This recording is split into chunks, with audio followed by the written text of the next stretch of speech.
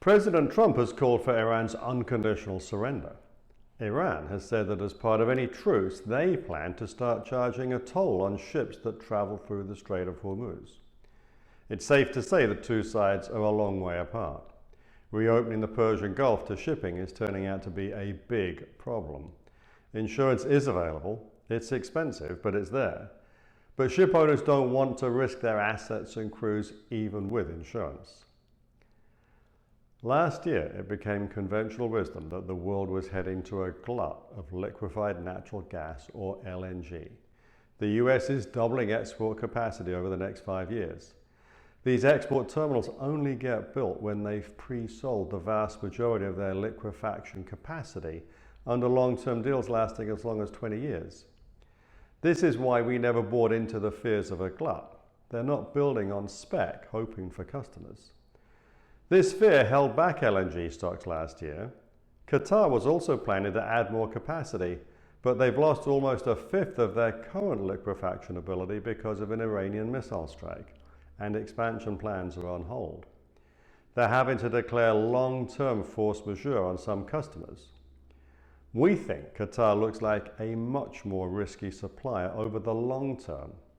At some point, the shooting will stop. But unless there's regime change in Iran leading to a more rational government, Qatar will always be at risk. The threat of Iran once more disrupting energy shipments out of the Persian Gulf will remain. Because of what happened, you just can't rely on Qatar as much as in the past. Who knows if they'll even have enough demand to eventually move ahead with those expansion plans. So, just like that, the fears of global LNG overcapacity have gone up in smoke. It's a new world in the LNG market, and US exporters are even better positioned than before. It's looking like it'll be a while before the Persian Gulf is safe for ships. Iran can fire the occasional missile and a few drones and doesn't need to hit very often to scare shippers away. This is keeping upward pressure on global LNG benchmarks in Europe and Asia, which is good for Cheniere and Venture Global.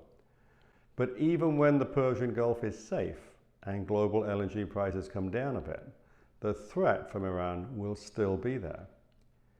US LNG exporters have rallied on the short-term opportunity, but the long-term looks bright as well. If you're interested in learning more about the energy sector and interest rates, then don't forget to subscribe and follow us on LinkedIn and Twitter. Our handles are in the description box below.